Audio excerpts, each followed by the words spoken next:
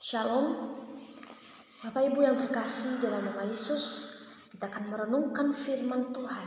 Namun sebelumnya, mari kita bersatu di dalam doa. Ya Tuhan Allah kami yang bertata dalam kerajaan surga, segala puji hormat hanya kami haturkan di dalam nama Yesus untuk setiap kasih setiamu dalam hidup kami. Dan pada saat ini Tuhan kami rindu mendengarkan sabdamu. Engkau berkati hati pikiran kami sehingga kami boleh fokus untuk mendengarnya dan hamba-Mu boleh berbicara mengenai apa yang Tuhan kehendaki untuk kami dengar. Terima kasih Tuhan. Hanya di dalam nama Yesus kami berdoa. Amin. Bapak Ibu yang terkasih dalam nama Yesus, kita akan merenungkan sebagian dari firman Tuhan yang terambil dari Yosua pasal 1 ayat 5. Saya akan membacakannya bagi kita semua. Tidak seorang pun akan tahan menghadapi engkau seumur hidupmu. Sebagaimana aku menyertai Musa, demikianlah aku akan menyertai engkau. Aku tidak akan mengabaikan engkau dan tidak akan meninggalkan engkau. Demikian pembacaan firman Tuhan. Tema kita pada hari ini yaitu penyertaan Tuhan yang sempurna. Penyertaan Allah yang sempurna. Bapak, Ibu, dan saudara yang terkasih,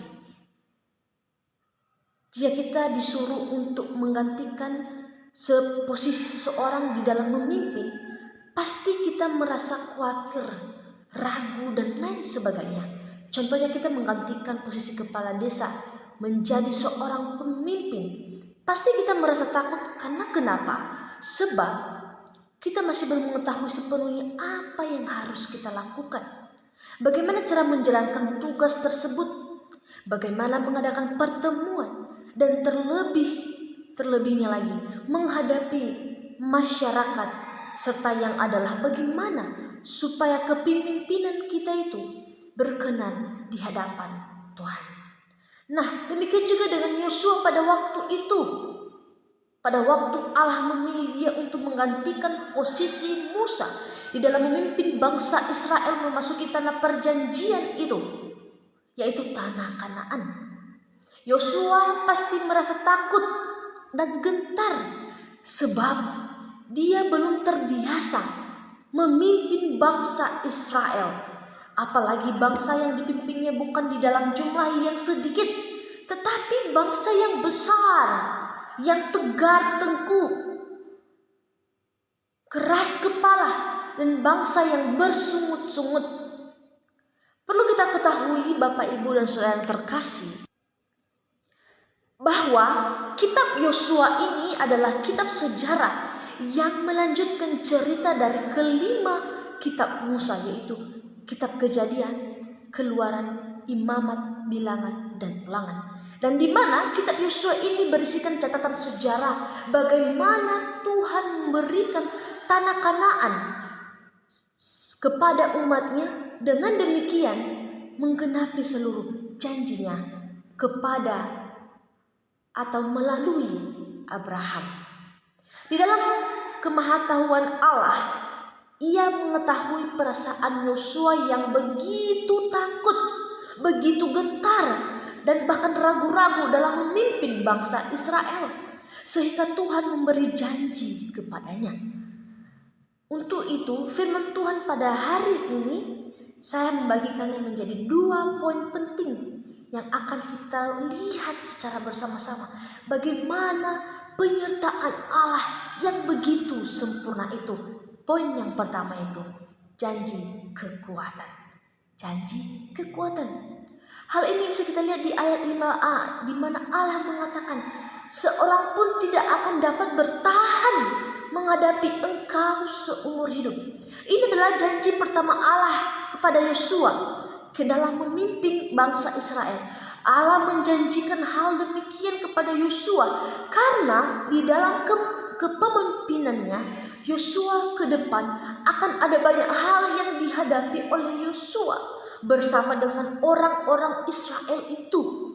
Salah satunya adalah Yosua harus memimpin bangsa tersebut dalam berperang menghadapi orang-orang yang menghalang mereka, yaitu orang Het yang memiliki badan yang begitu tinggi dan besar, tiada bandingnya dengan bangsa Israel yang kecil dan yang lemah. Tetapi dengan adanya janji Allah ini, dengan adanya janji Allah kepada Yosua, maka Yosua harus percaya bahwa Tuhan akan menggenapi dalam menempati janji tersebut, asal Yosua benar-benar taat kepada janji Allah itu. Bapak, Ibu, dan saudara terkasih, poin yang kedua yaitu janji penyertaan. Janji penyertaan. Poin ini kita bisa lihat dari ayat 5b. Di sana dikatakan, seperti aku menyertai Musa, demikianlah aku akan menyertai engkau. Aku tidak akan membiarkan engkau dan tidak akan meninggalkan engkau. Ini adalah janji kedua dari Allah kepada Yosua.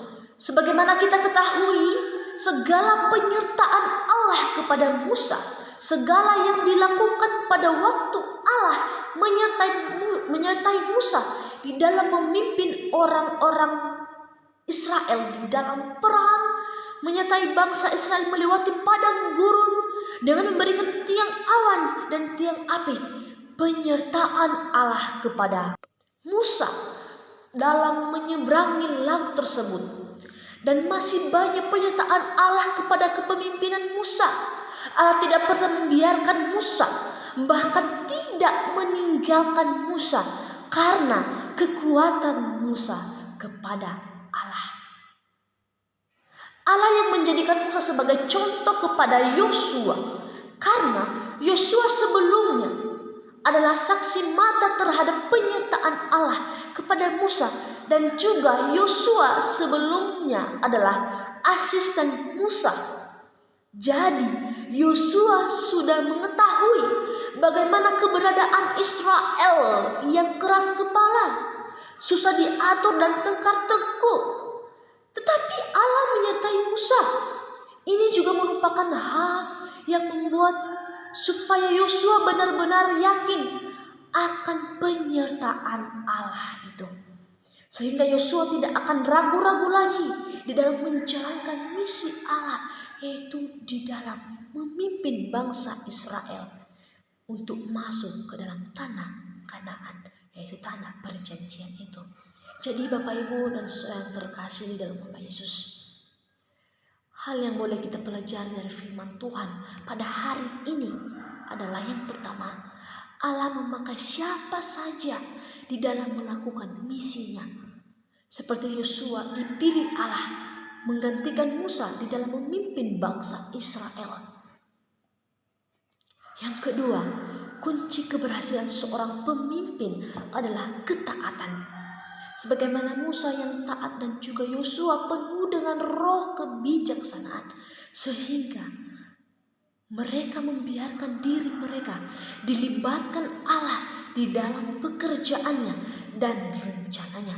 Demikian juga dengan kita yang dalam profesi seorang pemimpin di tempat ini atau bagaimanapun profesi kita, apapun jabatan kita, marilah kita tetap mengandalkan Tuhan dan terlibat dalam rencananya Tuhan untuk menjalankan tugas yang sedang kita tanggung jawabkan sekarang. Dan yang terakhir, yang ketiga ialah karena jabatan yang kita miliki sekarang terjadi bukan karena kehebatan kita, melainkan karena Allah yang memilih dan